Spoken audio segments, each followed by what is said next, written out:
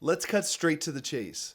In final expense telesales, there's a huge mistake that I see way too many agents making, which is jumping straight to the quote just because the client keeps asking for it. Listen, I get it. You've got somebody on the phone who's eager to know what the price is, and you think, hey, let's give them what they want. But here's the actual reality of it.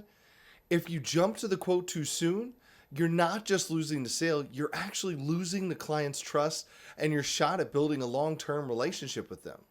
I'm going to break down why skipping the process is actually killing your sales and how you can tactically steer the conversation back on track, even if the prospect is pushing you for a number. If you're new here, guys, I'm Ryan Valet, your FExpert or final expense expert. My goal is to help as many agents as I can understand how to truly make a living selling final expense life insurance, whether you're sitting at your desk in a cubicle or dialing in your underwear at home. First, let's talk about human psychology. A study from the Harvard Business Review actually found that customers are more likely to commit to a purchase when they feel a connection with the salesperson, not just the product. When you jump straight to the quote, you bypass the entire relationship building process. You're treating the interaction like a transaction, and that's not how you win in sales. Here's the thing. 80% of the sale happens before you ever discuss price. If the prospect is asking you for the quote up front, what they're really saying is, I don't see the value yet. I'm not sure if I trust you yet. And that's your cue to slow it down and steer the conversation back. Remember, you have to be that authority figure. One trick is just to circle back to the script.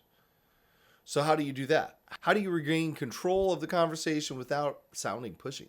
Number one is acknowledge and redirect. When the client asks for the price, acknowledge their request, but don't give in immediately. Here's what you can say. All right, Mrs. Jones, I totally get it. You want to know what it's going to cost, and I promise we'll get there. But before I can give you the most accurate quote, I need to understand your specific situation. After all, this is about protecting your family, right? So let's make sure we get this right. By doing this, you're validating their concern, but also positioning yourself as a professional who cares more than just about closing the sale. Another thing you can do is ask clarifying questions. This is where you have to dig deeper. Ask questions that help the prospect reveal their true needs and concerns. Something like, let me ask you this.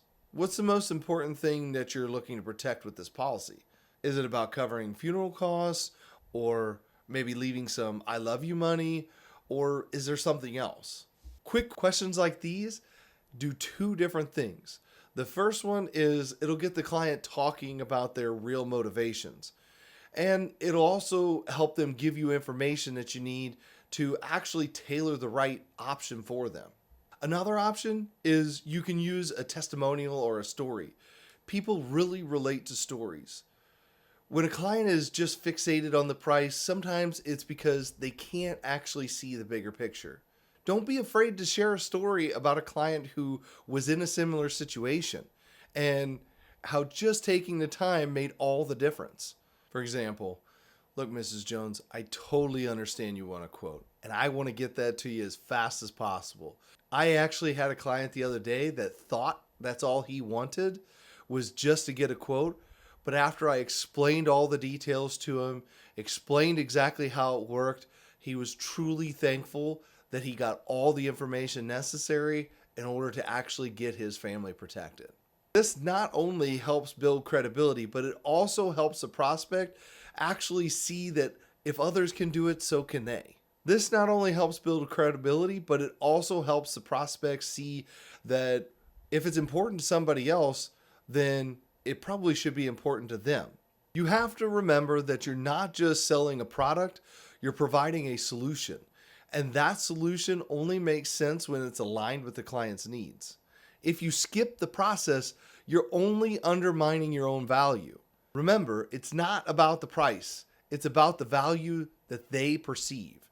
And that value is something you create through the conversation, through understanding, and through building trust. The next time a prospect pushes you the quote, take a step back. Just take a deep breath. Be the expert. Guide them through the process, and you'll actually see your close rates go up and likely a decrease in your chargebacks. So you see, success in telesales isn't really about who can get to the price the fastest.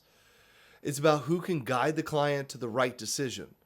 So just slow down, follow the process, and watch your results transform. All right, kids, I hope you found this helpful. If you did, do me a favor, smash the like button, subscribe, hit the notification bell, so that way you don't miss any of my new content. I'm putting as much out there as I can to help you grow into the next expert. Also, drop a comment below with how you keep the client from making you the quote machine. See you next one, guys.